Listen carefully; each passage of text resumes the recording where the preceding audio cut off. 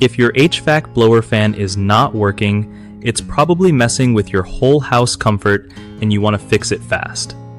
So first thing, check the blower motor capacitor because that little guy helps the motor start spinning.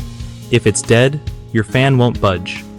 Next up, take a close look at the blower motor itself. Sometimes it just wears out and needs replacing. Don't forget to inspect the fan belt too, because if it's loose or snapped, the blower won't turn like it should. Make sure the power supply to the motor is steady. No power means no motion. Also, check the thermostat settings to confirm it's calling for heat or cool, otherwise the blower won't kick on. Sometimes dust and debris clog up the blower wheel, so give it a good cleaning to help air flow smoothly. If your HVAC system has a filter, swap it out regularly because a clogged filter can cause the blower to struggle.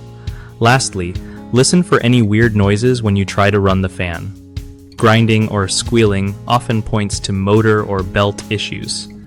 One of the biggest mistakes people make when their HVAC blower fan is not working is ignoring the capacitor because it is cheap and easy to replace but often overlooked. Another common issue is not checking the fan belt condition, which leads to poor blower performance or no movement at all. Replacing a worn belt fixes this fast. The third problem is skipping routine maintenance like cleaning and filter replacement, which chokes airflow and overworks the blower motor, causing it to fail sooner. Keeping these simple steps up keeps your system running smooth and efficient.